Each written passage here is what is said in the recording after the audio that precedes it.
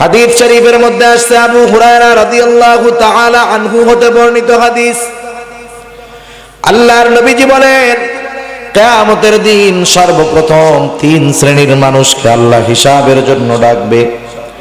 এক নাম্বার, আল্লাহ তাআলা একজন শহীদকে ডাকবেন। শহীদ আল্লাহর সামনে রক্তাক্ত অবস্থায় উপস্থিত হয়ে যাবে। আল্লাহ তাআলা জিজ্ঞাসা করবে, আমার গোলাম, তোমার এই অবস্থা কেন, তোমার এই পরিণতি কেন? লোকটা বলবে, আল্লাহ, আপনার দ্বীন আপনার জমিনে প্রতিষ্ঠা করার জন্য কাফেরদের বিরুদ্ধে যুদ্ধ করতে করতে আমি আমার প্রাণকে উৎসর্গ করে দিয়েছি। আমি কাফেরদের বিরুদ্ধে যুদ্ধ করতে করতে আমার এই অবস্থা। আল্লাহ তাআলা জিজ্ঞাসা করবেন, তুমি যে যুদ্ধ করছো কোন উদ্দেশ্যে করছো, তোমার নিয়তটা কি ছিল? আল্লাহ রাব্বুল আলামিন জিজ্ঞাসা করবে। লোকটা বলবে, আল্লাহ, আমি যুদ্ধ করেছি, জিহাদ করেছি শুধুমাত্র আপনার সন্তুষ্টির জন্য। আল্লাহ তাআলা বলবে, আমার গোলাম, তুমি মিথ্যা বলতেছো। আমি আল্লাহ তোমার অন্তরের খবর জানি। তুমি জিহাদ করেছো যাতে করে দুনিয়ার মানুষ তোমাকে বীর বলে, বাহাদুর বলে, তোমার প্রশংসা করে। বান্দা, দুনিয়ার মানুষ তোমাকে বীর বলেছে, বাহাদুর বলেছে, বীরুত্তম বলেছে, তোমাকে অনেক খেতাবে ভূষিত করেছে। তুমি যে উদ্দেশ্যে জিহাদ করেছো দুনিয়ায় তুমি তা পেয়ে গেছো।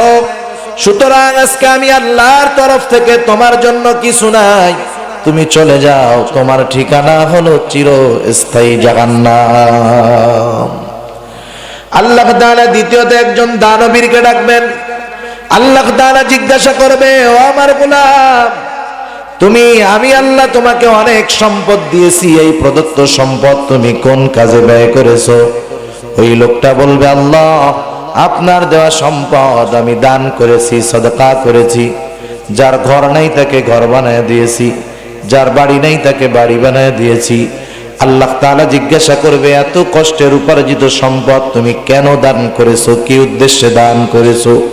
লোকটা বলবে, আল্লাহ, আপনার দেওয়া সম্পদ আমি আপনার সন্তুষ্টির জন্য দান করেছি। আল্লাহ তাআলা বলবে, না বান্দা, তুমি মিথ্যা বলতেছো। আমি আল্লাহ তোমার অন্তরের খবর জানি। তুমি দান করেছো যাতে করে দুনিয়ার মানুষ তোমাকে দানবীর বলে। তুমি দান করেছো যাতে করে দুনিয়ার মানুষ তোমাকে গরিবের বন্ধু বলে। তুমি দান করেছো যাতে করে দুনিয়ার মানুষ তোমার সমাজসেবক, তোমাকে সমাজসেবক বলে। দুনিয়ার মানুষ যাতে তোমার দানের প্রশংসা করে।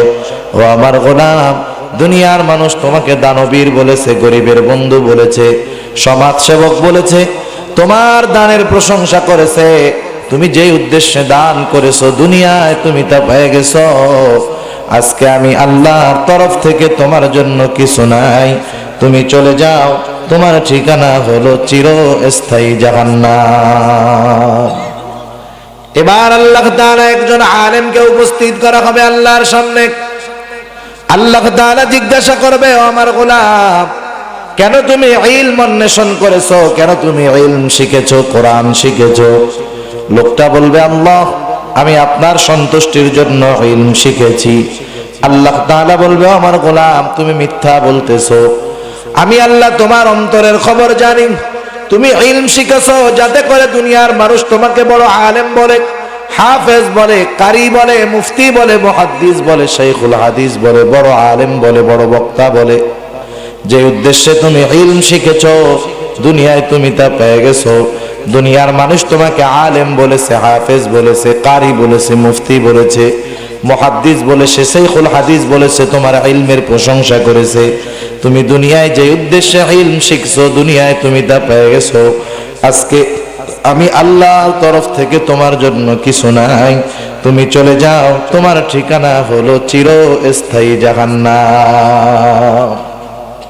আমানতু বিল্লাহ, আমি ঈমান এনেছি আল্লাহ তাআলার উপর। আমরা পড়তাম ওয়া মালাইকাতিহি, ফেরেশতাগণের উপর ঈমান এনেছি। ওয়া কুতুবিহি, ঈমান এনেছি কিতাব সমূহের উপর। ওয়া রুসুলিহি, ঈমান এনেছি রাসূলগণের উপর। ওয়াল ইয়াউমিল আখিরি, ঈমান এনেছি কিয়ামতের দিনের উপর। ওয়াল কদরি খাইরিহি ওয়া শাররিহি মিনাল্লাহি তাআলা, আমি ঈমান এনেছি তাকদীরের ভালো মন্দ সব আল্লাহর তরফ থেকেই হয়।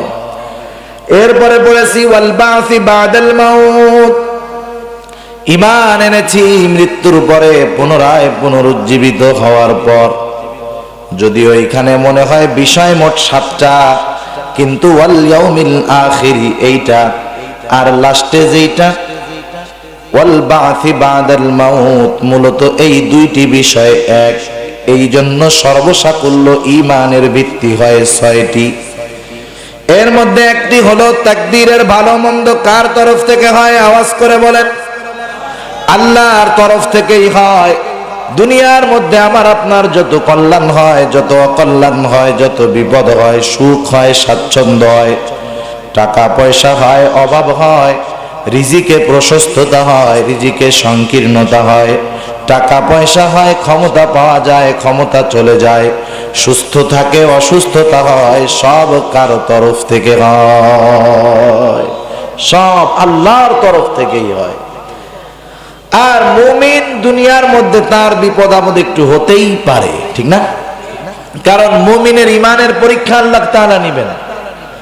আল্লাহ রাব্বুল আলামিন বলেন, ঈমান এনেছো আর তোমাদের ঈমানের পরীক্ষা হবে না এমনটা নয়।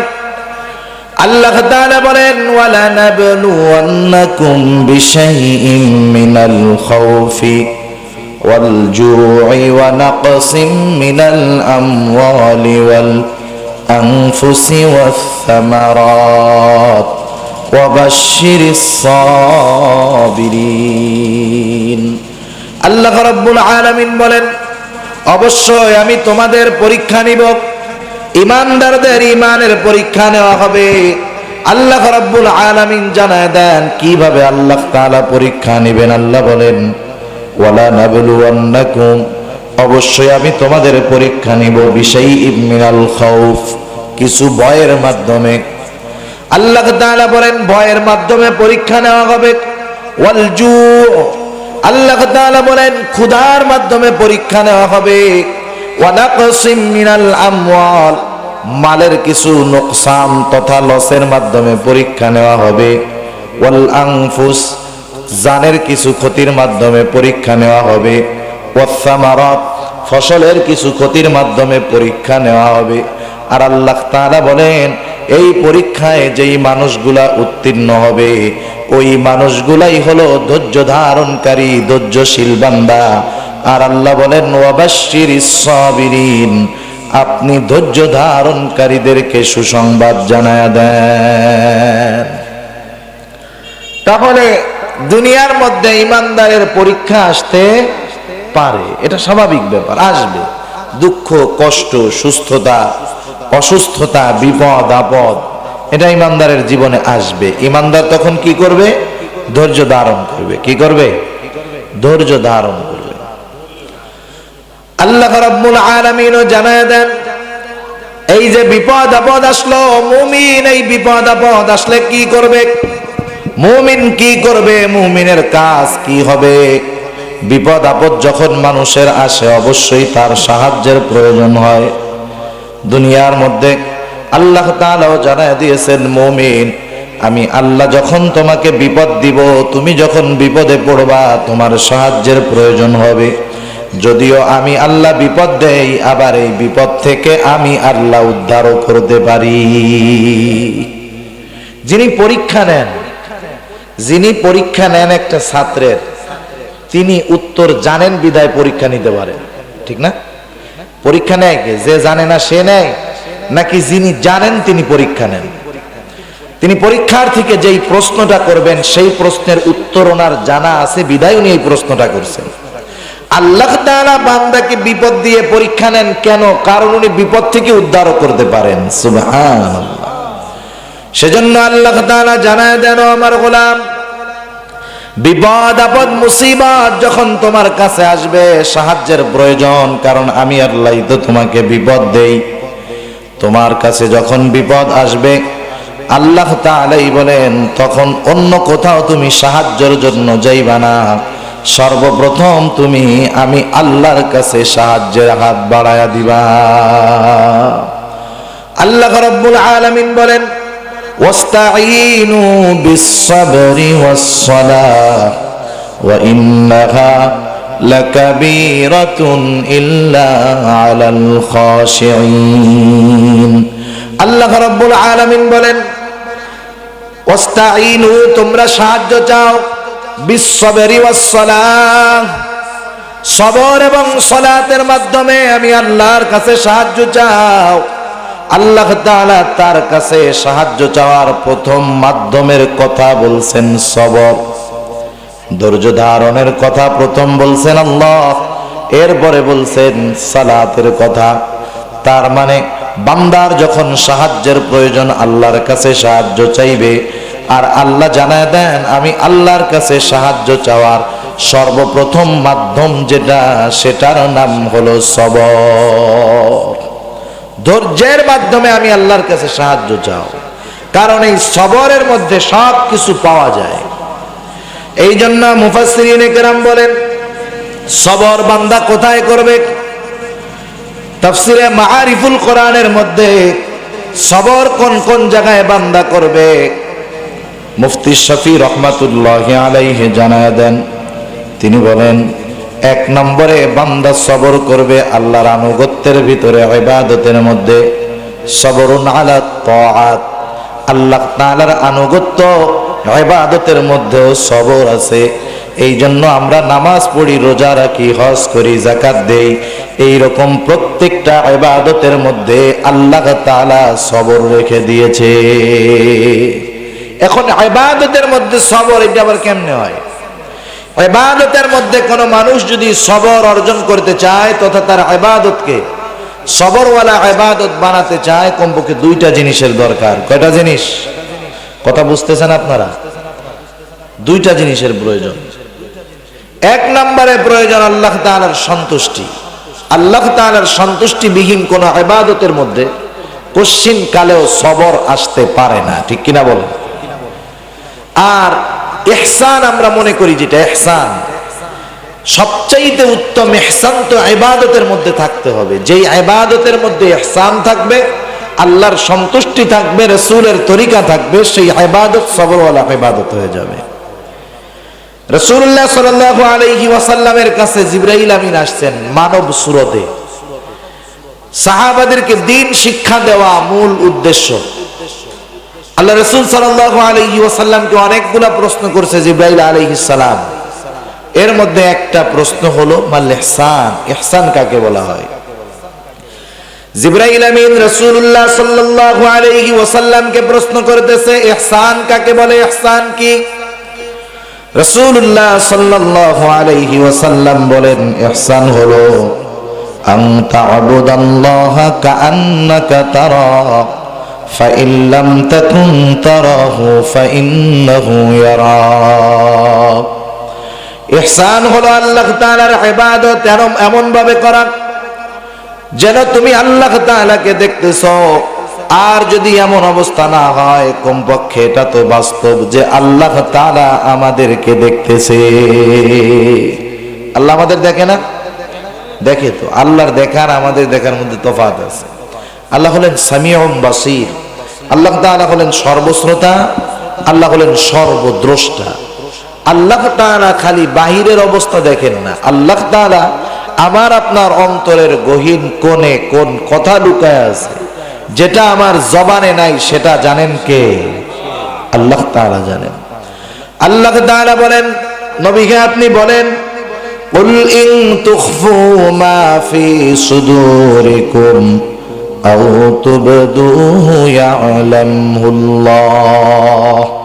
নবীকে আপনি বলেন, তোমরা কোনটা লুকাও, কোনটা গোপন করো, কোনটা প্রকাশ করো, কেউ জানে না, কিন্তু আল্লাহ তাআলা সব কিছু জানে।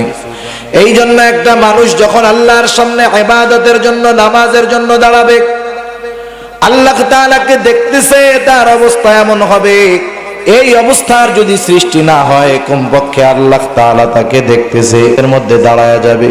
যে কোনো ইবাদত করবে, যে আমি যেই ইবাদত করতেছি আমার আল্লাহ শুধুমাত্র আমার বাহিরের অবস্থা দেখেন তা নয়, আল্লাহ তাআলা আমার অন্তরের পূর্ণাঙ্গ খবর রাখেন যে আমি আমার এই ইবাদতগুলা কার জন্য করতেছি, আল্লাহ রব্বুল আলামিন সব কিছুই জানে। কারণ যেই ইবাদতের মধ্যে ইখলাস পাওয়া যায়, আল্লাহর সন্তুষ্টি পাওয়া যায়, রাসূলের তরিকা পাওয়া যায়, ওই ইবাদত সবরওয়ালা ইবাদত হয়। আর যদি ইবাদতের মধ্যে এই কয়েকটা গুণ না থাকে, সেই ইবাদত যত বিশাল ইবাদত হোক না কেন আল্লাহর কাছে কবুল হবে না। আল্লাহ তাআলা কোরআনুল কারীমের এক জায়গায় বলেন, আমি হায়াত মাউতকে সৃষ্টি করেছি পরীক্ষা করতে চাই যে কার ইবাদত কত সুন্দর, কার আমল কত সুন্দর। আল্লাহ তাআলা বলেন, আল্লাযী খালাকাল মাউতা ওয়াল হায়াতা লিয়াবলুয়াকুম আইয়ুকুম আহসানু আমালা। আল্লাহ রাব্বুল আলামিন বলেন, আমি মউত এবং হায়াতকে সৃষ্টি করেছি লিয়াবলুয়াকুম, তোমাদের পরীক্ষা নেওয়ার জন্য, আইয়ুকুম আহসানু আমালা, তোমাদের মধ্যে কার আমলটা কত সুন্দর। আমরা তো মনে করি দুনিয়ার মধ্যে যেটা আমার চোখে দেখতে ভালো সেটাই সুন্দর, কিন্তু আল্লাহ তাআলার কাছে দেখতে যেটা সুন্দর মূলত সেটা সুন্দর নয়। আল্লাহ তাআলার কাছে সুন্দর হলো এটা যার অন্তর, যার ইখলাস যত সুন্দর, আল্লাহ তাআলার কাছে তার আমলটা তত সুন্দর। কারণ আল্লাহ তাআলা বান্দার অন্তরের অবস্থার আলোকে বিচার করবেন, হিসাব নেবেন। রাসূলুল্লাহ সাল্লাল্লাহু আলাইহি ওয়াসাল্লাম বলেন, ইন্নাল্লাহা লা ইয়ানজুরু ইলা সুওয়ারিকুম ওয়ালাকিন ইয়ানজুরু ইলা কুলুবিকুম ওয়া নিয়াতিকুম। আল্লাহর নবী বলেন, আল্লাহ তাআলা তোমাদের সূরত দেখেন না, তোমাদের চেহারা দেখেন না, কে কত সুন্দর আল্লাহ তাআলা এটা দেখেন না। ওয়ালাকিন ইয়ানজুরু ইলা কুলুবিকুম ওয়া নিয়াতিকুম, আল্লাহ তাআলা দেখেন কার অন্তর কেমন, কার নিয়তটা কত সুন্দর। এজন্য কিয়ামতের দিন অনেক বড় বড় আমল করনেওয়ালা ইখলাস শূন্য হওয়ার কারণে তার আমল আল্লাহর কাছে কবুল হবে না। হাদিস শরীফের মধ্যে আসছে, আবু হুরায়রা রাদিয়াল্লাহু তাআলা আনহু হতে বর্ণিত হাদিস, আল্লাহর নবীজি বলেন, কিয়ামতের দিন সর্বপ্রথম তিন শ্রেণীর মানুষকে আল্লাহ হিসাবের জন্য ডাকবে। এক নাম্বার, আল্লাহ তাআলা একজন শহীদকে ডাকবেন। শহীদ আল্লাহর সামনে রক্তাক্ত অবস্থায় উপস্থিত হয়ে যাবে। আল্লাহ তাআলা জিজ্ঞাসা করবে, আমার গোলাম তোমার এই অবস্থা কেন, তোমার এই পরিণতি কেন? লোকটা বলবে, আল্লাহ আপনার দ্বীন আপনার জমিনে প্রতিষ্ঠা করার জন্য কাফেরদের বিরুদ্ধে যুদ্ধ করতে করতে আমি আমার প্রাণকে উৎসর্গ করে দিয়েছি। আমি কাফেরদের বিরুদ্ধে যুদ্ধ করতে করতে আমার এই অবস্থা। আল্লাহ তাআলা জিজ্ঞাসা করবেন, তুমি যে যুদ্ধ করছো কোন উদ্দেশ্যে করছো, তোমার নিয়তটা কি ছিল? আল্লাহ রাব্বুল আলামিন জিজ্ঞাসা করবে, লোকটা বলবে, আল্লাহ আমি যুদ্ধ করেছি, জিহাদ করেছি শুধুমাত্র আপনার সন্তুষ্টির জন্য। আল্লাহ তাআলা বলবে, আমার গোলাম তুমি মিথ্যা বলতেছো, আমি আল্লাহ তোমার অন্তরের খবর জানি। তুমি জিহাদ করেছো যাতে করে দুনিয়ার মানুষ তোমাকে বীর বলে, বাহাদুর বলে, তোমার প্রশংসা করে। বান্দা, দুনিয়ার মানুষ তোমাকে বীর বলেছে, বাহাদুর বলেছে, বীরুত্তম বলেছে, তোমাকে অনেক খেতাবে ভূষিত করেছে। তুমি যে উদ্দেশ্যে জিহাদ করেছো দুনিয়ায় তুমি তা পেয়ে গেছো। সুতরাং আজকে আমি আল্লাহর তরফ থেকে তোমার জন্য কিছু নাই, তুমি চলে যাও, তোমার ঠিকানা হলো চিরস্থায়ী জাহান্নাম। আল্লাহ তাআলা দ্বিতীয়ত একজন দানবীরকে ডাকবেন। আল্লাহ তাআলা জিজ্ঞাসা করবে, ও আমার গোলাম আমি আল্লাহ তোমাকে অনেক সম্পদ দিয়েছি, এই প্রদত্ত সম্পদ তুমি কোন কাজে ব্যয় করেছো? ওই লোকটা বলবে, আল্লাহ আপনার দেওয়া সম্পদ আমি দান করেছি, সদকা করেছি। যার ঘর নাই তাকে ঘর বানায় দিয়েছি, যার বাড়ি নাই তাকে বাড়ি বানায় দিয়েছি। আল্লাহ তাআলা জিজ্ঞাসা করবে, এত কষ্টের উপার্জিত সম্পদ তুমি কেন দান করেছো, কি উদ্দেশ্যে দান করেছো? লোকটা বলবে, আল্লাহ আপনার দেওয়া সম্পদ আমি আপনার সন্তুষ্টির জন্য দান করেছি। আল্লাহ তাআলা বলবে, না বান্দা তুমি মিথ্যা বলতেছো, আমি আল্লাহ তোমার অন্তরের খবর জানি। তুমি দান করেছো যাতে করে দুনিয়ার মানুষ তোমাকে দানবীর বলে, তুমি দান করেছো যাতে করে দুনিয়ার মানুষ তোমাকে গরিবের বন্ধু বলে, তুমি দান করেছো যাতে করে দুনিয়ার মানুষ তোমার সমাজ সেবক, তোমাকে সমাজ সেবক বলে, দুনিয়ার মানুষ যাতে তোমার দানের প্রশংসা করে। ও আমার গোলাম, দুনিয়ার মানুষ তোমাকে দানবীর বলেছে, গরিবের বন্ধু বলেছে, সমাজ সেবক বলেছে, তোমার দানের প্রশংসা করেছে। তুমি যেই উদ্দেশ্যে দান করেছো দুনিয়ায় তুমি তা পেয়ে গেছো। আজকে আমি আল্লাহর তরফ থেকে তোমার জন্য কিছু নাই, তুমি চলে যাও, তোমার ঠিকানা হলো চিরস্থায়ী জাহান্নাম। সুবহানাল্লাহ কইতেছেন, কোন নাউজুবিল্লাহ, বুঝা শুনে কইয়েন জাহান্নামে দিব, কই সুবহানাল্লাহ, কাম সারছি। চিন্তা করেন, দান করছে এত কষ্টের উপার্জিত সম্পদ, দিবে কোথায়? জাহান্নামে। এবার আল্লাহ তাআলা একজন আলেমকে উপস্থিত করা হবে আল্লাহর সামনে। আল্লাহ তাআলা জিজ্ঞাসা করবে, ও আমার গোলাম, কেন তুমি ইলম অন্বেষণ করেছো? কেন তুমি ইলম শিখেছো, কোরআন শিখেছো? লোকটা বলবে, আল্লাহ, আমি আপনার সন্তুষ্টির জন্য ইলম শিখেছি। আল্লাহ তাআলা বলবে, ও আমার গোলাম, তুমি মিথ্যা বলতেছো। আমি আল্লাহ তোমার অন্তরের খবর জানি। তুমি ইলম শিখেছো যাতে করে দুনিয়ার মানুষ তোমাকে বড় আলেম বলে, হাফেজ বলে, কারি বলে, মুফতি বলে, মুহাদ্দিস বলে, শাইখুল হাদিস বলে, বড় আলেম বলে, বড় বক্তা বলে। যে উদ্দেশ্যে তুমি ইলম শিখেছো দুনিয়ায় তুমি তা পেয়ে গেছো। দুনিয়ার মানুষ তোমাকে আলেম বলেছে, হাফেজ বলেছে, কারি বলেছে, মুফতি বলেছে, মুহাদ্দিস বলেছে, শাইখুল হাদিস বলেছে, তোমার ইলমের প্রশংসা করেছে। তুমি দুনিয়ায় যে উদ্দেশ্যে ইলম শিখছো দুনিয়ায় তুমি তা পেয়ে গেছো। আজকে আমি আল্লাহর তরফ থেকে তোমার জন্য কিছু নাই, তুমি চলে যাও, তোমার ঠিকানা হলো চিরস্থায়ী জাহান্নাম। এমন বড় বড় ইবাদত করার পরেও আল্লাহর কাছে ইবাদতগুলো কবুল না হওয়ার কারণ হলো ইখলাস নাই, ঠিক কিনা বলেন? আমরা মনে করি অনেক আমল আল্লাহ পছন্দ করেন, না না। অথচ রাসূলুল্লাহ সাল্লাল্লাহু আলাইহি ওয়াসাল্লাম বলেন, আখলিস দীনাক ইয়াকফিকাল আমালুল কলিল। তোমার ঈমান খাঁটি করো তথা তোমার ইখলাসকে পরিশুদ্ধ করো, অল্প আমল নাজাতের জন্য যথেষ্ট হয়ে যাবে। তাহলে যেই আমল তথা যেই ইবাদতের মধ্যে ইখলাস, ওই ইবাদতটাই আল্লাহর কাছে সুন্দর ইবাদত। কিয়ামতের দিন আল্লাহর সামনে সব আমল উপস্থিত করা হবে, সব আমল, মানুষ যত আমল করে আল্লাহ তাআলা শুধুমাত্র সেই সমস্ত আমলগুলা কবুল করবেন যেই আমলগুলা আল্লাহর সন্তুষ্টির জন্যই করা হয়েছে। বাকিগুলাকে আল্লাহ তাআলা ধ্বংস করে দিবেন। যেমন যখন কেউ ব্যাংকের মধ্যে টাকার বান্ডিল নিয়ে যায়, 1000 টাকার একটা বান্ডিল, 1 লক্ষ টাকা, এর মধ্যে 10টা আছে জাল টাকা। মেশিনে যখন দিবে, বলেন তো মেশিন কি এই জাল টাকা শনাক্ত করতে পারবে? সুন্দর মতো একবার গোনা দিয়েই বের করে দিবে যে তোমার এই 1000 টাকার বান্ডিলের 100টার মধ্যে 10টাই জাল। এরকম যদি কেউ ব্যাংকে নিয়ে যায়, ব্যাংক কর্তৃপক্ষ কি করবে? 1 নম্বরে ওর টাকাগুলাকে পোড়ায় ফেলবে বা ছিঁড়ে ফেলবে। 2 নম্বরে এই ধরনের বাটপারি কেন করতে গেল এই জন্য পুলিশে ধরায় দিবে, জেল কাটতে হবে, জাল টাকা বহন করার মামলা হয়ে যাবে। তাহলে দেখেন, আপনি নিয়ে গেছেন টাকা, আপনার তো আরো অনেক টাকা ওর মধ্যে আছে, 90,000 আছে, ওটা ধরবে না, 10,000 টাকা জাল, এজন্য টাকাগুলা বাতিল, শাস্তি হিসাবে জেলখানা, ঠিক কিনা বলেন? অনুরূপ ভাবে কিয়ামতের ময়দানে আল্লাহর সামনে বান্দার সব আমল হাজির করা হবে। আল্লাহ তাআলা বলেন, ওয়াকাদিমনা ইলা মা আমিলু মিন আমালিন ফাজআলনাহু হাবাআম মানসুরা।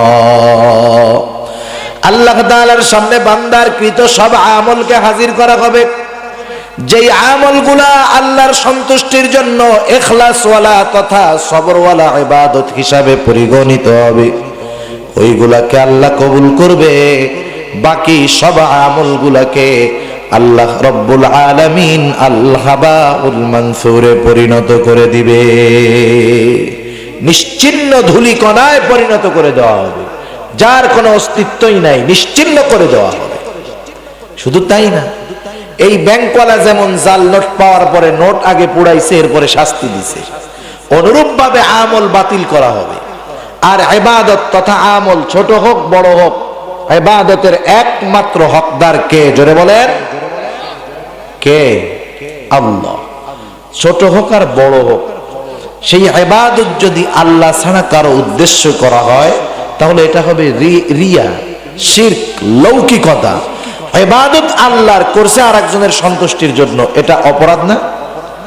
আমল বাতিল, অপরাধের কারণে শাস্তি হবে জাহান্নাম। সেজন্য ইবাদত হতে হবে সবরওয়ালা ইবাদত। আর সবরওয়ালা ইবাদত হলো সেইটা যার মধ্যে ইখলাস পাওয়া যায়, রাসূলের তরিকা পাওয়া যায়। আর ইবাদত কোরআন হাদিস দেখে দেখে সরাসরি শেখা যায় না। সবরওয়ালা ইবাদত যদি শিখতে হয় হাতে কলমে প্র্যাকটিক্যাল ভাবে শিখতে হয়। অনেক সময় ডাক্তাররা যখন এমবিবিএস পাশ করে, পড়ালেখা শেষ, পরীক্ষা দিয়া রেজাল্ট পাইয়া এমবিবিএস একবারে সারা বাংলাদেশের মধ্যে 1 নম্বর, ও যদি গর্বের সাথে বলে যে আমি যে আকারে লেখাপড়া করছি আমার আর ইন্টার্নি করা লাগবে না, আমি আগামী দিন থেকেই রাজেন্দ্রপুর বাজারে একটা চেম্বার খুলে বসবো। একটু সচেতন মানুষ সে যদি জানে এই ডাক্তার যদিও এমবিবিএস পাস কিন্তু ওর প্র্যাকটিক্যাল কোনো অভিজ্ঞতা নাই, ইন্টার্নি করে নাই, তাহলে ওই ডাক্তারের কাছে জ্বর হইলেও কেউ যাবে না, ভয়ে না জানি কি উল্টাপাল্টা দিয়ে আমার অবস্থা খারাপ বানায় ফেলে।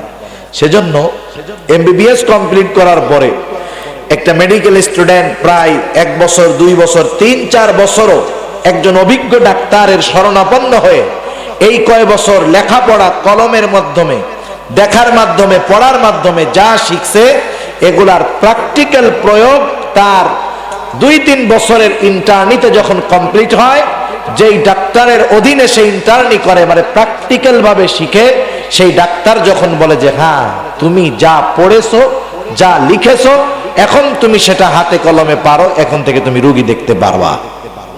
এর আগে কোনো ডাক্তার এমবিবিএস পাস করেই সে ডাক্তারি চেম্বারে বসে রোগী দেখা শুরু করে না। অনুরূপভাবে কোরআন এবং হাদিস এটা পড়লেই সরাসরি সেখান থেকে ইবাদত পাওয়া যায় না, ইবাদত করা যায় না। এর জন্য যারা কোরআন হাদিসে অতীতে অভিজ্ঞ তাদের শরণাপন্ন হয়ে ইবাদত প্র্যাকটিক্যাল ভাবে শিখতে হয়, ঠিক কিনা বলে? একজন লোককে যদি কোরআন হাদিস সামনে দিয়ে বলা হয় যে তুমি এই কোরআন এবং হাদিসের মধ্য থেকে একবারে ফজর থেকে নিয়া এশা পর্যন্ত যত নামাজ আছে, পদ্ধতি আছে, দোয়া দুরুদ আছে সব কিছু বাইর করে আনো, বাংলাদেশের শ্রেষ্ঠ আলেমদেরকে দিলেও তারা ধরা পড়ে যাবে, ঠিক কিনা বলে? সেজন্য ইবাদত দেখে শিখতে হয়, এটা রাসূলের কথা। যেমন কোরআনুল কারীমের মধ্যে নামাজের কথা আছে 82 জায়গায়। কয় জায়গায়? 82 জায়গায়। এখন যদি কোনো মানুষকে বলা হয়, বড় কোনো আলেমকে যদি বলা হয় আপনার উপরে দায়িত্ব হলো যেহেতু নামাজের আদেশ আছে কোরআনুল কারীমের মধ্যে, আপনি শুধুমাত্র কোরআন থেকে আপনি নামাজের পদ্ধতিগুলা বের করবেন, যেই পদ্ধতিতে আমরা ফজরের 2 রাকাত নামাজ পড়ে থাকি। রাসূলের জীবনাদর্শের দিকে যাবেন না, সাহাবায়ে কেরামের জীবনাদর্শের দিকে যাবেন না, সুন্নাহ হাদিসের দ্বারের কাছেও যাবেন না। কিয়ামত পর্যন্ত যদি ওই লোকগুলাকে হায়াত দেওয়া হয়, আমরা যেই পদ্ধতিতে ফজরের 2 রাকাত নামাজ পড়ি শুধুমাত্র কোরআনুল কারীম থেকে এই 2 রাকাত নামাজের পদ্ধতি সে বের করতে পারবে না। কারণ রাসূলুল্লাহ সাল্লাল্লাহু আলাইহি ওয়াসাল্লাম আমাদেরকে জানায় দিয়েছেন কোরআনুল কারীমের মধ্যে আছে নামাজের আদেশ।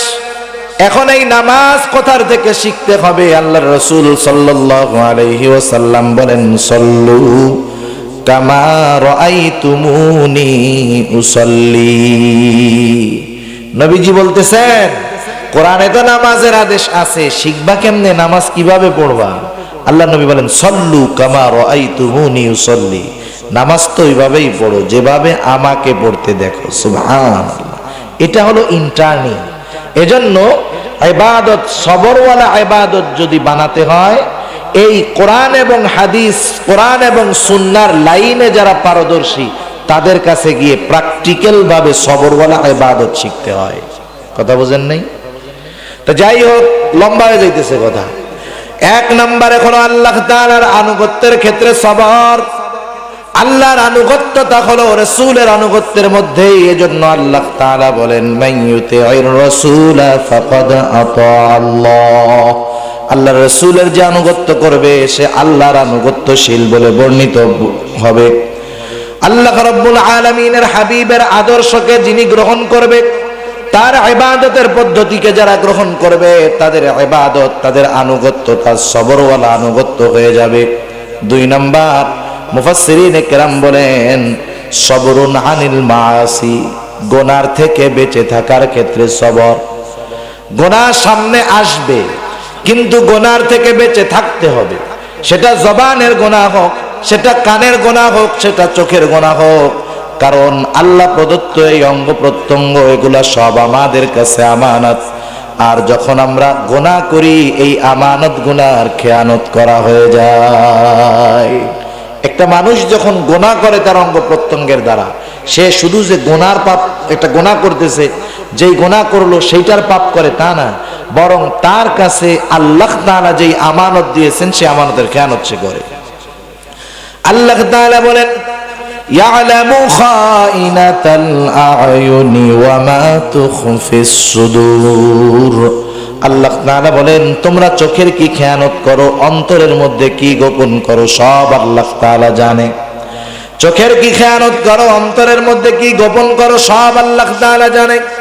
যদিও এখানে 2টা জিনিসের কথা উল্লেখ করা হয়েছে, একটা চোখ আর একটা অন্তর। আল্লাহ তাআলা বোঝাতে চান, ও আমার গোলাম, আমি আল্লাহ যেহেতু তোমার অন্তরের খেয়ানতের খবরটাও রাখি, সুতরাং তোমার হাত পা সহ অন্যাঙ্গ যত অঙ্গ প্রত্যঙ্গ আছে, ওই অন্যান্য অঙ্গ প্রত্যঙ্গ গুলার খেয়ানতের খবরও আমি আল্লাহর জানা আছে। সব কিছু আল্লাহ তাআলা আমাদের জন্য রেকর্ড করে রাখতেছে। আমরা কি আমল করি, কি গুনাহ করি, কি পাপ করি, সব রেকর্ড আছে না নাই? কিরামান কাতিবিন আছে না? কিরামান কাতিবিন ইয়ালামুনা মা তাফআলুন, কিরামান কাতিবিন আমরা কি আমল করি সব কিরামান কাতিবিন জানে। কিরামান কাতিবিন সরকারি চাকরিজীবী না যে দৈনিক 8 ঘন্টা ডিউটি। একটা মানুষ বালেগ হওয়ার পর থেকে কিরামান কাতিবিন তার মৃত্যু পর্যন্ত তার সাথে থাকে, কখনো এক মুহূর্তের জন্য তার থেকে বিচ্যুত হয় না। রহমতের ফেরেশতা কিছু কিছু জায়গায় যায় না, যেমন যেই ঘরের মধ্যে কুত্তা বিড়ালের ছবি আছে ওই ঘরের মধ্যে রহমতের ফেরেশতা যায় না। কিন্তু কিছু ফেরেশতা আপনি যে জায়গায় যান সে জায়গায় যায়। পায়খানার মধ্যে যাবেন ওই জায়গাও যাবে, কেউ যদি পায়খানার মধ্যে ডুবও দেয় ওই জায়গাও চলে যাবে। একটা হলো কিরামান কাতিবিন, আর একটা হলো মালাকুল মউত। যেখানেই যাওয়া হোক ও সেখানেই চলে যাবে সময় মতো। আরেকটা ফেরেশতা আছে যে আমাদের শব্দগুলাকে রেকর্ড করে। এই যে আন্তর্জাতিক মাতৃভাষা দিবস আসতেছে 21শে ফেব্রুয়ারি, আন্তর্জাতিক মাতৃভাষা দিবস। পৃথিবীর অন্য কোনো জাতি তাদের ভাষার জন্য জীবন দেয় নাই, একমাত্র বাঙালিরা দিয়েছে। তাদের শাহাদাতের বিনিময়ে আজকে আমরা বাংলা ভাষায় কথা বলতে পারতেছি। আল্লাহর কাছে দোয়া করি আমরা, আল্লাহ তাদেরকে শাহাদাত নসিব করুক, সবাই বলি আমিন। বলার কারণ হলো অন্য একটা, এই আন্তর্জাতিক মাতৃভাষা দিবস আন্তর্জাতিকভাবে পালিত হবে, কারণ এটা ইউনেস্কোর দ্বারা স্বীকৃত, সারা দুনিয়াব্যাপী এটা পালিত হবে।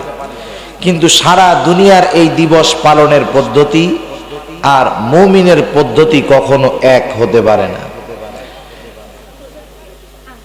মুমিনের তো কিছু পদ্ধতি আছে, মুমিন এদের জন্য সূরা ইখলাস পড়ে দোয়া করবে সব সময়। ওই দিনই যে করতে হবে তা না, সব সময় তাদের জন্য দোয়া করবে, কারণ তাদের কল্যাণে আমরা আজকে হয়তো বাংলা ভাষায় কথা বলতে পারতেছি। তাদের জন্য সূরা ইখলাস পড়ে দোয়া করবে, সূরা ফাতিহা পড়ে দোয়া করবে। সারা দুনিয়ার মানুষ তাদের জন্য যা করে করুক, একবার যদি কেউ ইখলাস পড়ে তার জন্য দোয়া করে, সারা দুনিয়ার মানুষের উদযাপন আর ইখলাস পড়ে একবার দোয়া করার সমান তো হবেই না, বরং তুলনারও কোনো সুযোগ নেই, ঠিক কিনা বলেন? সেজন্য আমরা এমন কোন পদ্ধতিতে তাদের রূহের মাগফিরাত কামনা করব না যাতে তাদের উপরে শাস্তি হওয়ার সম্ভাবনা আরো থাকে। তো যাই হোক, দেখেন এই যে আমাদের শব্দগুলাও রেকর্ড হইতেছে, গুনাহ যে আমরা করি।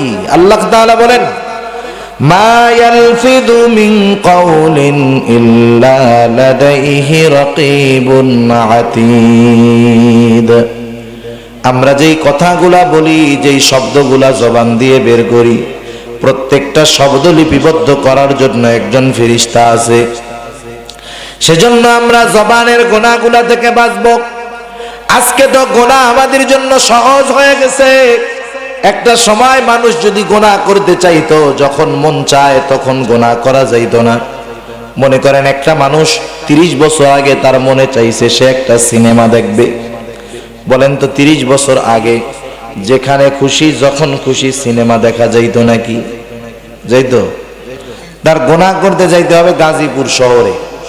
সেখানে যাবে, গিয়ে সিনেমা হলের মধ্যে সিনেমা দেখবে, 3 ঘন্টা গুনাহ করে চলে আসবে। সপ্তাহের বাকি সময় তার আর ওই ধরনের বড় কোনো গুনাহ হয় না। এভাবে কিছুদিন চলার পর আসলো বাংলাদেশে বিটিভি। ব্যাটারি দিয়েও চলে, অ্যান্টিনা দিয়েও চলে। এখন হলো সাপ্তাহিক গুনাহ। কি গুনাহ? সাপ্তাহিক গুনাহ। জুমার নামাজ আদায়ের পরে নাওয়া খাওয়া নাই, সবাই গিয়া টেলিভিশনের সামনে, যার বাড়িতে টেলিভিশন আছে সেখানে গিয়া সবাই বসে পড়ছে। টেলিভিশন বাইরে দিয়া একবারে ছোটখাটো একটা সিনেমা হল হয়ে যেত। মোটামুটি সাপ্তাহিক গুনাহ। এরপরে আসলো ডিশের লাইন।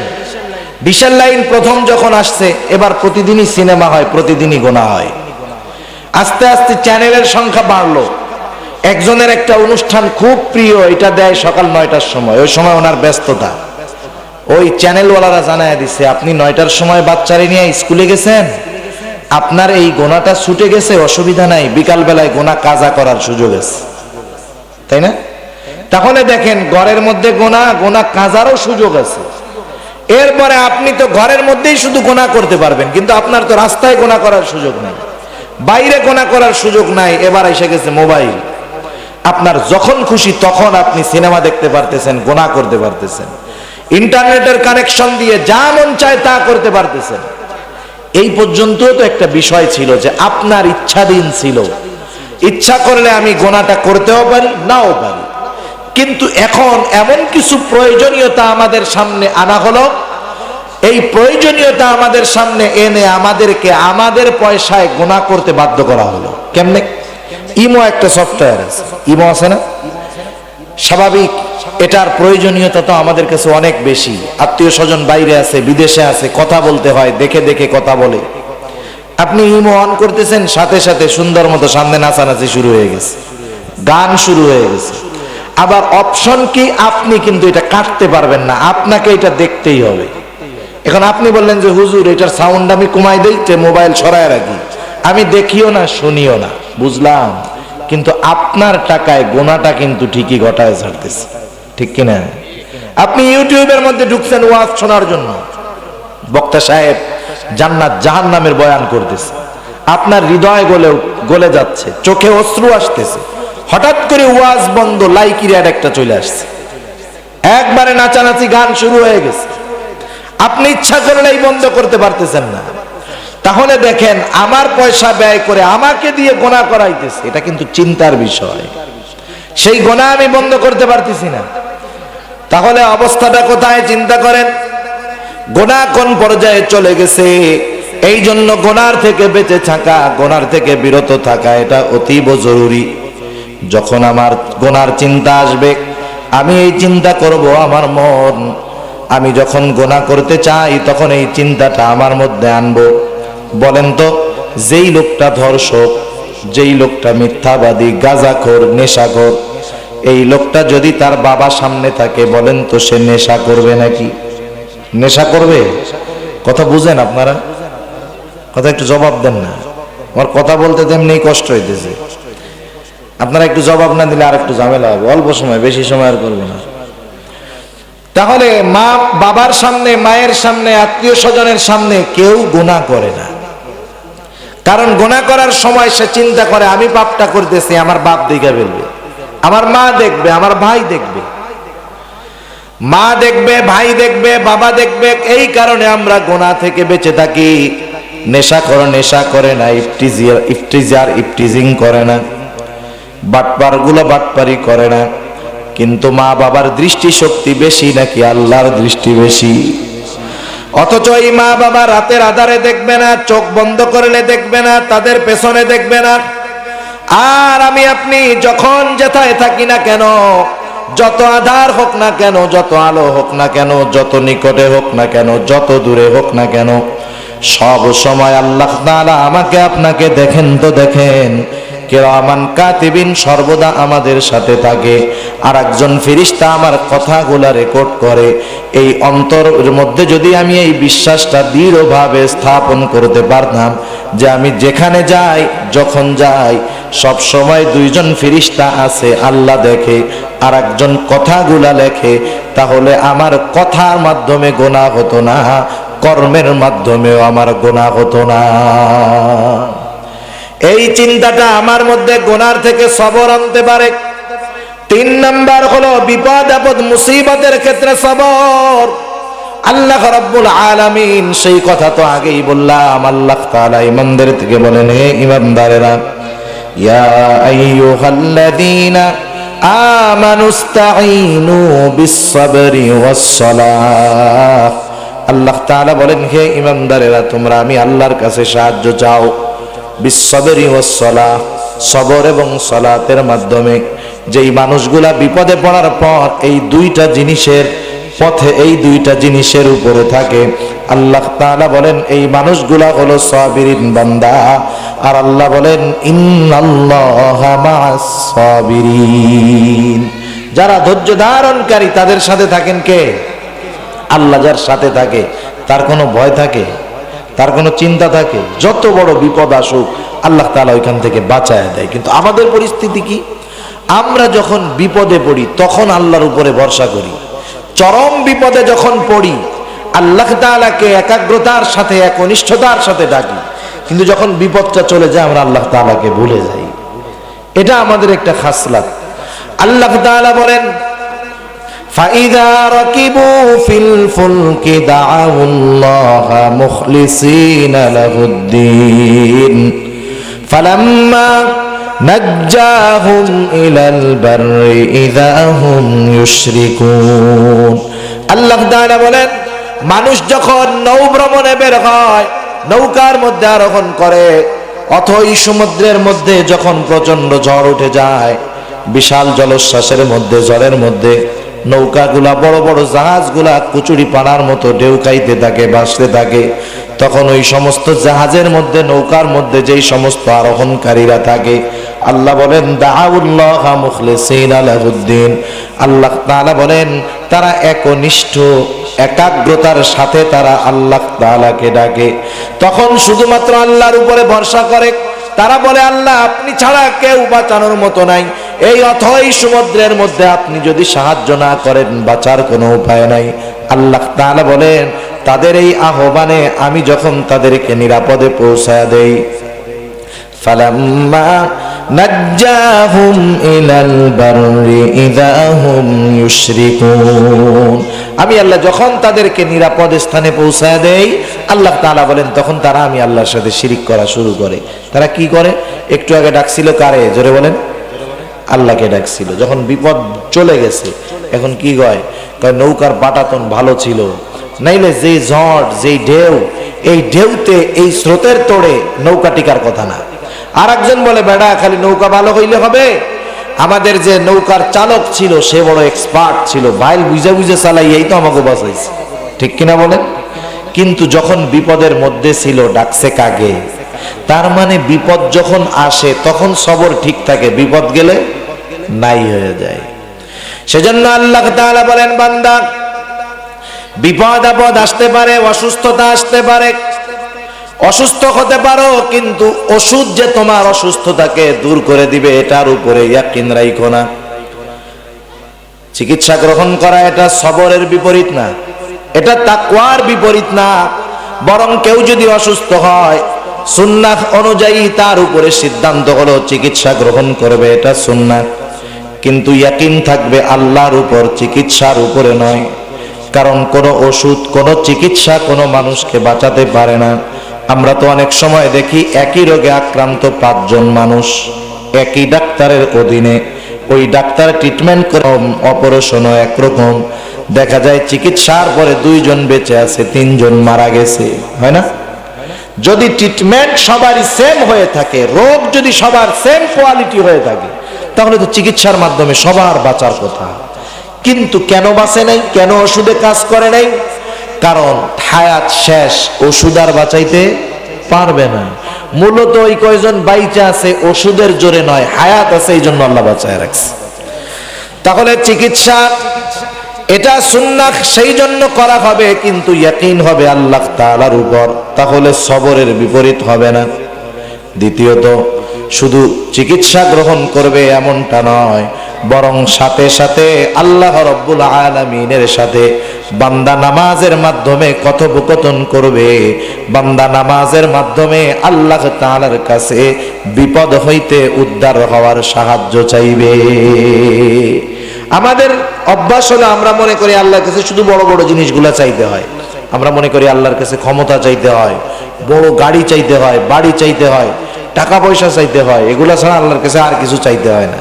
কিন্তু সাহাবায়ে কেরাম আল্লাহ তাআলার কাছে জুতার ফিতা ছিঁড়ে গেলে সেটাও চাইতো, সুবহানাল্লাহ। কারণ দেখেন, আপনাদের এলাকার মাননীয় এমপি মহোদয় সাহেব, আপনি যদি এমপি মহোদয়ের সাথে দেখা হওয়ার পর, সহজে কি দেখা করা সম্ভব? কত পদ্ধতি প্রসেসিং করে যাইতে হবে আপনাকে। আপনার ইউনিয়নের ওই মাননীয় চেয়ারম্যান মহোদয়ের কাছে যাইতে হবে, উনি বিভিন্ন পদ্ধতিতে প্রসেস করায় হয়তো 6 মাস পরে আপনার ওনার সাথে কথা বলার সুযোগ করায় দিবে। এবার আপনি 2 জন চেয়ারম্যান, আপনি বসছেন এমপি সাহেবের সামনে, বসার পরে আসতে বলতেছেন যে এমপি সাহেব আপনার কাছে একটা জিনিস আমার চাওয়ার আছে। কি চান? আপনি বললেন যে আমার একটা ক্যাডবেরি চকলেট কিনে দেন। আপনি কি চাইছেন? যে 6 মাস মেহনতের পরে এমপি সাহেবরে যে কি কইছেন, আমার একটা 10 টাকার চকলেট কিনে দেন। আশেপাশে যেই দিয়েছে ওইটা আপনার আগে থাপ্পড় মারবে। বেটা এমপি সাহেবের কাছে চকলেট চায়, তুই এমপি সাহেবের কাছে চাইবি যে আমার একটা পদ দেন, আমার ঘর নাই একটা ঘর করে দেন, বাড়ি নাই বাড়ি করে দেন। 2, 4, 10 লাখ টাকার কম ডিমান্ড যদি হয়, তোর এমপির সাথে কথা বলতে কইছে কি? ঠিক কিনা বলেন? দেখেন, দুনিয়ার যারা ক্ষমতাধর এদের কাছে বড়টা চাইতে হয়, এজন্য আমরা মনে করি আল্লাহর কাছেও বড়টা চাইতে হয়, কিন্তু বিষয়টা তা না। আপনার যার সাথে সম্পর্ক বেশি, আপনি তার কাছে সবচাইতে ছোটটাও চাইতে পারবেন, সবচাইতে বড়টাও চাইতে পারবেন। যেমন একটা ছোট বাচ্চা, 2-3 বছরের বাচ্চা ছেলে, ওর বাবার সাথে ওর ভালো সম্পর্ক, ওর বাপরে বলছে বাপ তোমার যা মন চাই তুমি আমার কাছে চাইবা। এবার দোকানে নিয়ে গেছে ছেলেটাকে, ছোট বাচ্চা কি বুঝে, রঙিন চকলেটের প্যাকেট দেখে বলে আব্বু আমাকে আপনি ওই চকলেটটা কিনে দেন। আপনি বললেন যে ওইটার দাম 1 টাকা, কিনে কি করবি? কিন্তু ওইটা তো দেখতে ওর কাছে ভালো লাগতেছে, ও বলবে না না ওইটাই আমার লাগবে। 1 টাকার চকলেট একটা কিনে দিলেন। এবার বাচ্চাকে নিয়ে বাড়ির দিকে ফিরতেছেন, হঠাৎ করে মাথার উপর দিয়ে বড় বিমান যায়। ছেলেটা এবার ওই দিকে তাকায় বলে আব্বু ওইটা কি? আপনি বললেন এটা হলেন বিমান, প্লেন, এটা দিয়ে অনেক দূরে যাওয়া যায়, বিদেশে যাওয়া যায়, অনেক দেশে যাওয়া যায়, ঘোরা যায়। এবার ছোট বাচ্চা তো বুঝবে না ওইটার দাম কেমন, ও এবার বলবে আব্বু আমাকে ওটাও কিনে দাও। ছোট বাচ্চা 1 টাকার চকলেট আপনার কাছে কিনতে চেয়ে লজ্জা পায় নাই, বিশাল বিমানটা চাইতেও সে লজ্জা পায় নাই। কেন পায় নাই? কারণ সন্তানের সাথে বাবার সম্পর্কটাই ওইরকম। অনুরূপ ভাবে বান্দার সাথে আল্লাহর সম্পর্ক মা বাবার সাথে সন্তানের সম্পর্কের চাইতে বেশি না কম? এটা বেশি থাকা উচিত। বরং আল্লাহ তাআলা তো মা বাবার চাইতে অগণিত গুণ বেশি ভালো তার বান্দাকে বাসেন। সেজন্য যার সাথে যার মহব্বত যত বেশি, তার কাছে তত ছোট জিনিসও চাওয়া যায়, বড় জিনিসও চাওয়া যায়। সুবহানাল্লাহ। সেজন্য আল্লাহ তাআলার কাছে সাহায্য আমরা চাইব, বড় হোক আর ছোট হোক। আল্লাহ তাআলা তো প্রতি রাত্রের শেষ প্রহরে বান্দাদেরকে ডাকেও আমার গোলাম কার কি প্রয়োজন আমি আল্লাহর কাছে চাও, কার সম্পদ প্রয়োজন চাও, কার সম্পদ প্রয়োজন চাও, যার যা কিছু প্রয়োজন চাও, কার গুনাহ মাফ করানোর প্রয়োজন চাও, তোমরা যা চাইবা আমি আল্লাহ তাআলা সব কিছুই তোমাকে দিয়ে দিব। আর বান্দার সাথে আল্লাহর সাথে কথোপকথনের মাধ্যম হলো নামাজ। দুনিয়ার একজন ক্ষমতাধর ব্যক্তির সাথে কথা বলার জন্য কত প্রসেস করতে হয়। কিন্তু বান্দার সাথে আল্লাহর কথোপকথনের কোনো বড় প্রসেস নাই। বান্দা ওযু করবে, নামাজের মধ্যে দাঁড়ায় যাবে, সূরা ফাতিহা শুরু করবে, তিলাওয়াত করবে, প্রতিটা আয়াত পড়বে, আর আল্লাহ তাআলা তার তিলাওয়াতকৃত আয়াতগুলার প্রতিটা আয়াতের জবাব আল্লাহ দিয়ে দিবে। বান্দার সাথে আল্লাহর কথোপকথনের মাধ্যম হলো এই নামাজ। এজন্য বান্দা যখন নামাজে দাঁড়ায় অনেক হালাল জিনিস তার জন্য হারাম হয়ে যায়, কারণ তখন কথা চলতেছে কার সাথে? আল্লাহর সাথে কথা চলতেছে। আর সাহাবায়ে কেরাম এরা তো বিপদ আপদের মুহূর্তে নামাজের মাধ্যমে এই সমস্যার সমাধান করে নিয়েছে। সাইয়্যিদুনা হযরত ওমর রাদিয়াল্লাহু তাআলা আনহুর সময় একবার মদিনায় দুর্ভিক্ষ দেখা দিল, চরম খাবারের অভাব, বাজারে যা পাওয়া যায় সাধারণ মানুষের ক্রয় সীমার বাইরে। যেমন যখন করোনাকালীন সময় কিছু জিনিসের দাম কমছে, কিছু জিনিসের দাম অতিরঞ্জিত বেড়ে গেছে। বাজারের মধ্যে পাওয়া যায় কিন্তু দাম বেশি, সবাই কিনতে পারে না। হযরত ওমর রাদিয়াল্লাহু তাআলা আনহু চিন্তিত হয়ে গেছে যে হায়রে, আমি তো তাদের খাদেম, আমার এই অবস্থায় যদি কোনো মানুষ খাবারের অভাবে মারা যায়, আল্লাহ তাআলা যদি জিজ্ঞাসা করে কিয়ামতের দিন আল্লাহ তাআলার কাছে আমি কি জবাব দিব? হযরত ওমর রাদিয়াল্লাহু তাআলা আনহু চিন্তায় পড়ে গেলেন। গভীর রাত পর্যন্ত বিশিষ্ট সাহাবীদেরকে নিয়ে বসে পরামর্শ করলেন, আগামী দিন সকালবেলায় কয়েকটা দলে বিভক্ত হয়ে মানুষ বিভিন্ন এলাকা থেকে খাদ্যশস্য আনতে যাবে। খাদ্যশস্যের অভাব, বাজারে যা আছে দাম বেশি। একটা গ্রুপকে পাঠানো হবে ইয়েমেন, আর একটা গ্রুপ যাবে ইরাক, আর এক গ্রুপ যাবে সিরিয়া। উদ্দেশ্য হলো খাদ্যশস্য কিনে আনা হবে বাজারের চাহিদা পূরণের লক্ষ্যে। হযরত ওমর রাদিয়াল্লাহু তাআলা আনহু গভীর রাত পর্যন্ত সব কিছুর ব্যবস্থাপনা করে ঘরে ফিরে আসলেন। আসার পরে পায়চারি করতেছেন, চোখের মধ্যে ঘুম নাই, টেনশনে আছেন, চিন্তায় আছে। হঠাৎ করে সুবহে সাদিকের পূর্ব মুহূর্তে ওনার চোখের মধ্যে জিমুনি জিমুনি ভাব। ক্লান্ত ওমর দেহটাকে বিছানার সাথে এলায়া দিলেন। চোখের মধ্যে কেমন জানি ঘুম ঘুম ভাব আসতেছে, তন্দ্রা তন্দ্রা ভাব। এর মধ্যেই তিনি স্বপ্নে দেখতেছেন রাসূলুল্লাহ সাল্লাল্লাহু আলাইহি ওয়াসাল্লাম হযরত ওমর রাদিয়াল্লাহু তাআলা আনহুর সামনে চলে আসছে, মুখটা মলিন। হযরত ওমর রাদিয়াল্লাহু তাআলা আনহু জিজ্ঞাসা করে, ইয়া রাসূলুল্লাহ, আপনার চেহারাটা কেন মলিন দেখা যায়? রাসূলুল্লাহ সাল্লাল্লাহু আলাইহি ওয়াসাল্লাম বলে, ওমর, তুমি বিপদে পড়েছো, আল্লাহ বিপদ দিয়েছে। সেই বিপদ থেকে উদ্ধার হওয়ার জন্য তুমি দুর্যোগ মোকাবেলা কমিটি গঠন কইরা বিভিন্ন এলাকার মধ্যে তুমি খাদ্যশস্য কিনতে আনতে পাঠাইতেছো। যেহেতু এই অভাব, এই মুসিবত আল্লাহ তাআলা দিয়েছেন, ও ওমর, দুনিয়ার পদ্ধতি গ্রহণ করতেছো বিপদ থেকে বাঁচার জন্য, প্রয়োজন মিটানোর জন্য। ও ওমর, আমি কি তোমাদেরকে বিপদ থেকে উদ্ধার হওয়ার পদ্ধতি শিখায়া দেই নাই? আমি কি তোমাদের প্রয়োজনীয়তা পূরণের পদ্ধতি শিখায়া দেই নাই? আমি কি তোমাদেরকে সালাতুল হাজাত শিখায়া দেই নাই? হযরত ওমর রাদিয়াল্লাহু তাআলা আনহুর ঘুম ভেঙে গেল। হযরত ওমর রাদিয়াল্লাহু তাআলা আনহুর কানে মসজিদে নববীর থেকে আজানের আওয়াজ ভেসে আসলো। সবাই তো প্রস্তুত, ফজরের নামাজের পরে সবাই বের হয়ে যাবে। হযরত ওমর রাদিয়াল্লাহু তাআলা আনহু ফজরের নামাজের সালাম ফিরাইলেন, বলতেছেন, রাখো, কোথাও কোনো কাফেলার যাওয়া লাগবে না, সালাতুল হাজতের আমল শুরু করে দাও। ইতিহাস সাক্ষী দেয়, সম্ভবত তারিখে দামেস্ক ইতিহাস সাক্ষ্য দেয়, হযরত ওমরের কথার পরে সালাতুল হাজতের আমল শুরু হয়ে গেল। এক সপ্তাহ লাগে নাই, মদিনার বাজার পুনরায় শস্যে ভরপুর হয়ে গেল। সেজন্য আজকে আমরা যখন বিপদে পড়ি, আমরা যদি অর্থের অভাবে পড়ি, প্রথম দৌড়াই কার কাছে টাকা পাওয়া যায়, ঠিক না? যদি বন্ধু বান্ধব আত্মীয় স্বজনের কাছে কর্জে হাসানা না পাই, দৌড়াই সুদখোরের কাছে, কেমনে সুদ পাওয়া যায়। আমি অসুস্থ, আল্লাহর কাছে বলার আগে আমি আগে দৌড়াই ডাক্তারের কাছে। ডাক্তারের কাছে দৌড়ান, সেটাই মানা নাই, কিন্তু যখন মুসিবত আসবে আগে আল্লাহর কাছে বলতে হবে, ভরসা করতে হবে, সুন্নাত হিসাবে চিকিৎসা করাতে হবে। সেজন্য মুসিবত দেন আল্লাহ, মুসিবত থেকে উদ্ধার করেন ও আল্লাহ। এখন যখন কোন বান্দা মুসিবতের মধ্যে পড়বে সে কি করবে আল্লাহ তাআলা সেই আমল শিখায় দেন। আল্লাহ বলেন আল্লাযীনা ইযা আসাবাতহুম মুসিবাহ ক্বালু ইন্না লিল্লাহি ওয়া ইন্না ইলাইহি রাজিউন।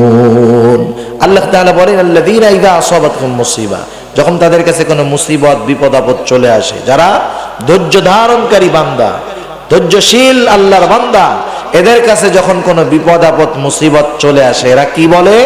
ইন্না লিল্লাহি ওয়া ইন্না ইলাইহি রাজিউন। নিশ্চয়ই আমরা আল্লাহর জন্য আবার আল্লাহর কাছে আমরা ফিরে যাব। ইন্না লিল্লাহি ওয়া ইন্না ইলাইহি রাজিউন। আমাদের দেশের অধিকাংশ মানুষ মনে করে এটা মানুষ মরলেই শুধু পড়তে হয়, এটা শুধু মানুষ মরলে পড়ে, এটা মানুষ মরার দোয়া। বিষয়টা এমন না তো, ছোট বড় সব মুসিবতে এই দোয়া পড়তে হবে। সুবহানাল্লাহ।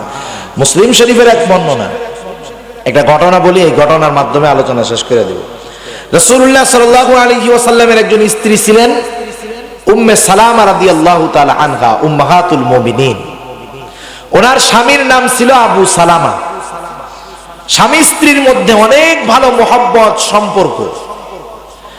সাহাবারা আল্লাহ রাসূল সাল্লাল্লাহু আলাইহি ওয়াসাল্লামের দরবারে গিয়ে যা কিছু শিখতেন, বাড়িতে এসে আবার স্ত্রীদেরকে সেই কথাগুলো ওনারা জানায় দিতেন। একদিন আবু সালামা আল্লাহর নবীর দরবার থেকে আসছে, আসার পরে এসেই বলতেছে, উম্মে সালামা, আজকে রাসূলুল্লাহ সাল্লাল্লাহু আলাইহি ওয়াসাল্লামের কাছ থেকে একটা দোয়া শিখে আসছে। এই দোয়াটা যে পড়বে, কোন বিপদে যখন কেউ এই দোয়া পড়বে, সে আল্লাহর কাছে এই দোয়াটা পড়ার কারণে যা আল্লাহ তার থেকে নিবে, আল্লাহ তাআলা এই দোয়ার বরকতে তার চাইতে ভালোটা উত্তমটা তাকে ফেরত দিবে। সুবহানাল্লাহ। আবু সালামা আয়েশা শিখায় দিচ্ছে, উম্মে সালামা, রাসূলুল্লাহ সাল্লাল্লাহু আলাইহি ওয়াসাল্লাম বলেছেন, তোমরা যখন কেউ বিপদে পড়বা তখন পড়বা ইন্না লিল্লাহি ওয়া ইন্না ইলাইহি রাজিউন। এরপরে পড়বা আল্লাহুম্মা আজুরনি ফি মুসিবাতি ওয়া আখলুফ লি খায়রাম মিনহা। এই দোয়াটা যারা পরিপূর্ণ পড়বে, আল্লাহ রব্বুল আলামিন বিপদের মাধ্যমে সে যা কিছু হারাবে তার চাইতে উত্তমটা আল্লাহ তাকে দান করবে। উম্মে সালামা রাদিয়াল্লাহু তাআলা আনহা বলেন, আমি এটা মনে রাখছি, উহুদের জিহাদ শুরু হয়ে গেল। আবু সালামা উহুদের যুদ্ধে অংশগ্রহণ করলেন। এক বর্ণনায় আসছে উহুদের যুদ্ধে আবু সালামা শাহাদাত বরণ করেন, আর এক বর্ণনায় আসছে উহুদের যুদ্ধে তিনি আহত হয়েছেন, পরবর্তীতে তিনি মারা গেছেন। যাই হোক, এবার আবু সালামা দুনিয়া থেকে বিদায় নিয়ে গেল। উম্মে সালামা দোয়া পড়লেন, ইন্না লিল্লাহি ওয়া ইন্না ইলাইহি রাজিউন। আল্লাহুম্মা আজুরনি ফি মুসিবাতি ওয়া আখলুফ লি খায়রাম মিনহা। আবু সালামা মারা গেছে দুনিয়া থেকে। উম্মে সালামা দোয়া করতেছে, আল্লাহ, আপনি আমাকে এই মুসিবত থেকে উদ্ধার করেন, আর এই বিপদের মাধ্যমে আমি যা কিছু হারাইলাম তার চাইতে উত্তমটা আমাকে দান করেন। উম্মে সালামা রাদিয়াল্লাহু তাআলা আনহা বলেন, আমি চিন্তা করতেছিলাম, আমার স্বামী আবু সালামা আমার কাছে ছিলেন আমার জন্য সবচাইতে দামি একটা নেয়ামত, কিন্তু তার পরিবর্তে আল্লাহ তাআলা আমাকে কি দিতে পারেন এটা আমি চিন্তাও করতে পারতেছিলাম না। আবার আবু সালামা যখন মারা গেল, উম্মে সালামার গর্ভে তখন একটা সন্তান। কিছুদিন পরে আমার সন্তানটা দুনিয়ায় ভূমিষ্ঠ হলো। এর আগে আরো 2টা সন্তান আমার আছে, সর্বমোট 3টা সন্তান। আমার কোনো নিকট আত্মীয়, ধনওয়ালা সম্পদওয়ালা আত্মীয় আমার ছিল না। আবার আবু সালামারও কোনো আত্মীয় স্বজন ছিল না। আমি চরম টেনশন পেরেশানের মধ্যে পড়ে গেলাম। আমার জীবন যাপন করা খুব দুরূহ ব্যাপার হয়ে গেল। আমি অভাবের মুখোমুখি হয়ে গেলাম। আমার এই অবস্থাটা দেখে হযরতে আবু বকর সিদ্দিক রাদিয়াল্লাহু তাআলা আনহু আমাকে বিবাহের প্রস্তাব দিলেন। আমি বিভিন্ন কারণ দেখে তার প্রস্তাব ফিরাইয়া দিলাম। এরপরে হযরত ওমর রাদিয়াল্লাহু তাআলা আনহু প্রস্তাব দিলেন। আমি বিভিন্ন কারণ দেখা তার প্রস্তাবও ফিরাইয়া দিলাম। ইতিমধ্যে আমার কষ্ট আরো বাড়তেছে, পরিবারের অভাব বাড়তেছে। একদিন দুপুর বেলায় আমি জাতা দিয়া আটা পিষতেছিলাম, গম পিষে আটা বের করতেছিলাম। হঠাৎ আমি খেয়াল করলাম আমার বাড়ির দিকে রাসূলুল্লাহ সাল্লাল্লাহু আলাইহি ওয়াসাল্লাম আসতেছেন। আমি বুঝতে পারলাম তিনি আমার বাড়ির দিকে আসতেছেন। আমি তাকে ঘরের মধ্যে বসার ব্যবস্থা করে দিলাম। আল্লাহর রাসূল সাল্লাল্লাহু আলাইহি ওয়াসাল্লাম আমার খবরাখবর জানতে চাইলেন। আমি আমার অবস্থা তার সামনে পেশ করলাম। আল্লাহর নবী একটা সময় আমাকে বিবাহের প্রস্তাব দিলেন। আল্লাহর নবী বিবাহের প্রস্তাব দিলেন। আমি রাসূলুল্লাহ সাল্লাল্লাহু আলাইহি ওয়াসাল্লামের প্রস্তাব গ্রহণ করতে ভয় পাইতেছিলাম, আবার তার প্রস্তাব ফিরায়া দেওয়াটাও আদবের খেলাফ মনে করতেছিলাম। আমার মধ্যে একটা অভ্যাস ছিল, আমি ছিলাম অতি লাজুক। আমি আল্লাহর নবীকে বললাম, ইয়া রাসূলুল্লাহ, আমার মধ্যে অতি লাজুক স্বভাব রয়েছে, হয়তো আমার অতি লাজুকতা আপনার কষ্টের কোনো কারণ হয়ে যেতে পারে। তার মানে আমি না বলি নাই ঠিক, কিন্তু আমি বিবাহের প্রস্তাবটা আমার অপারগতাটা বোঝাইতে চেষ্টা করতেছিলাম। আল্লাহর নবী বলেন, এই লাজুকতা এটা ঠিক হয়ে যাবে। এবার দ্বিতীয়তে আল্লাহর নবী আবার প্রস্তাব দিলেন। আমি তখন বললাম, ইয়া রাসূলুল্লাহ, আমার তো অনেক বয়স হয়ে গেছে, বাকি জীবন এভাবেই চলে যাবে। আল্লাহর নবী বললেন, আমার বয়স হয়ে গেছে 55 বছর, তোমার চাইতে আমি বয়সে অনেক বড়, কোনো অসুবিধা নেই। আল্লাহর নবী আবার প্রস্তাব দিলেন। এবার আমি বললাম, ইয়া রাসূলুল্লাহ, আমার ঘরে 3টা সন্তান আছে, আবু সালামার 3টা সন্তান, এদের কোনো নিকট আত্মীয় নাই। আমার যদি বিবাহ হয়ে যায়, এদের দেখাশোনা কে করবে? আল্লাহর নবী বলেন, উম্মে সালামা, তুমি চিন্তা করো না, তোমার সন্তানগুলার সব দায়িত্ব আমি রাসূল নিয়ে নিলাম। এখন আর বিবাহের প্রস্তাব ফিরিয়ে দেওয়ার উপায় নাই। আল্লাহর নবী বললেন, তোমার যত অপারগতা আছে, যত অসুবিধা আছে, আল্লাহ সব দূর করে দিবে। আল্লাহর নবীর সাথে আমার বিবাহ হয়ে গেল। এবার আমি সেই কথা মনে করলাম যা আমাকে আবু সালামা শিখাইয়া দিয়েছিল। আবু সালামা যখন মারা গেল, এটা ছিল আমার জন্য সবচাইতে বড় মুসিবত, বিপদ। কিন্তু আমি ইয়াকিনের সাথে আল্লাহর কাছে বলেছি, আল্লাহুম্মা আজুরনি ফি মুসিবাতি ওয়া আখলুফ লি খায়রাম মিনহা। বিপদের সময় আল্লাহর কাছে দোয়া করেছি, আল্লাহ কবুল করেছে। আল্লাহ তাআলা আবু সালামার বদলে এমন উত্তম স্বামী আমাকে আল্লাহ তাআলা দান করেছে, যার মতো উত্তম স্বামী তামাম দুনিয়ায় আগেও আসে নাই, পরেও আর আসবে না। সেজন্য মুসিবতে আমাদের সবর করতে হবে, হতাশ হয়ে গুনার পথে চলে যাওয়া যাবে না। কত মানুষ যখন একটু ছোটখাটো বিপদে পড়ে মাজারে যায়, কবরে যায়, পীরের কাছে যায়, আছে না নাই? আপনাকে আমাকে আল্লাহ যেটা শিখাইয়া দিয়েছে সেইটা আগে করেন না, আল্লাহর রাসূল যেটা শিখাইয়া দিয়েছে সেইটা আগে করেন না। তাহলে এগুলা করলেই মুসিবতের মধ্যে সবর ধারণ করা হবে। আর আল্লাহ বলেন, যেই মানুষগুলা সাবিরিন বান্দা হয়, তাদের সাথে আমি আল্লাহ আছি। সুবহানাল্লাহ। বিপদ যত বড় হোক, আল্লাহ যদি সাথে থাকে, কোনো ভয় আছে?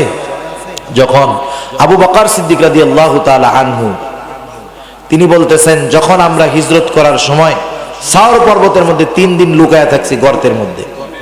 মক্কার মানুষেরা, এরা মানুষের পায়ের চিহ্ন নির্ণয় করে বুঝতে পারতো যে এই পায়ের চিহ্নটা কার। তারা আমাদের 2 জনের পায়ের চিহ্ন অনুসরণ করে একবারে গর্তের কাছে চলে আসছে। আল্লাহর কুদরত, গর্তের মুখের উপরে পায়রা বাসা বানাইছে, ডিম পাড়ছে, মাকড়সার জাল বুনে রাখছে। ওরা উপরে কথা বলতেছে পার চিহ্ন এই যে, আর তো দেখি না। 2 ভাগে বিভক্ত হয়ে গেছে। একদল বলে গর্তের মধ্যে দেখ, আর একদল বলে আরে এই জায়গায় পায়রার বাচ্চা ফুটাইছে, তার ডিম ফুটাইছে, এই জায়গায় ওই মাকড়সার জাল, এর মধ্যে মানুষ ঢুকলে কি ওইগুলো থাকে নাকি? আবু বকর সিদ্দিক রাদিয়াল্লাহু তাআলা আনহু বলেন, আমি চরম ভয়ে, আমি চিন্তা করতেছি যারা কথা বলতেছে প্রত্যেকের গলার আওয়াজ আমি শুনতেছি, প্রত্যেককে আমি চিনতেছি। আমাদেরকে খুঁজতে যাওয়ার জন্য বেশি দূর যাওয়ার দরকার নাই, ওরা ওদের পায়ের দিকে নজর দিলেই আমাদেরকে দেখতে পাবে। এমন এক অবস্থা, নিজের জন্য ভয়ও না, চিন্তাও না। আমার তো ভয় এবং চিন্তা আল্লাহর রাসূলের জন্য। আল্লাহর রাসূল আমার চিন্তিত অবস্থা বুঝা ফেলছে। কি বলছে আল্লাহর নবী? আল্লাহ তাআলা কোরআনুল কারীমের মধ্যে জানায়া দেন, ইযহুমা ফিল গারি ইয ইয়াকুলু লিসাহিবিহি লা তাখাফ ওয়া লা তাহজান ইন্নাল্লাহা মা'ানা। আবু বকর সিদ্দিক রাদিয়াল্লাহু তাআলা আনহু ভয় এবং চিন্তার মধ্যে আছে। রাসূলুল্লাহ সাল্লাল্লাহু আলাইহি ওয়াসাল্লাম বলে, ও আবু বকর, লা তাখাফ ওয়া লা তাহজান, তুমি ভয়ও পেও না, চিন্তাও করো না। এইখানে শুধু আমরা দুইজন নয়, আমাদের সাথে আল্লাহও আছে। আল্লাহ যখন সাথে থাকে কোনো ভয়ের চিন্তা আছে? চিন্তা নেই। মুসা আলাইহিস সালাম উম্মতদেরকে নিয়ে চলে আসছে সাগরের পাড়ে, সকালবেলায় পার হওয়ারও কিছু নাই, ফেরাউনের বাহিনীও কাছে, একবারে কাছে চলে আসছে। উম্মত বলতেছে, ইন্না লামুদরাকুন, ধরা পড়েই গেছে, আর বাঁচার উপায় নাই, মইরাই গেছি আজকে। কিন্তু মুসা আলাইহিস সালাম কি বলেন? ওরা বলতেছে ইন্না লামুদরাকুন। মুসা আলাইহিস সালামের সাথীরা বলতেছে ইন্না লামুদরাকুন, আমরা তো ধরাই পড়ে গেছি। মুসা আলাইহিস সালাম বলেন, ক্বালা কাল্লা ইন্না মাইয়া রাব্বি সায়াহদিন। মুসা আলাইহিস সালাম বলেন, না, কখনো ধরা পড়বে না। কারণ কি? কারণ হিসাবে তিনি প্রথম উল্লেখ করেছেন ইন্না মাইয়া রাব্বি। ধরা যে পড়বো না এর কারণ হলো আমরা একা না, আমি একা না, সাথে কে আছে? রব আছে, আল্লাহ আছে। সুতরাং আল্লাহ বলেন, আমি কাদের সাথে আছি? ইন্নাল্লাহা মা'আস সাবিরিন, নিশ্চয়ই আল্লাহ তাআলা ধৈর্যশীলদের সাথে রয়েছেন। এজন্য সবর হলো মুমিনের সফলতার অন্যতম একটি গুণ। আল্লাহ তাআলা আমাদেরকে সাবিরিন বান্দাদের তালিকায় নাম লেখানোর তৌফিক দান করুক। সবাই বলি আমিন।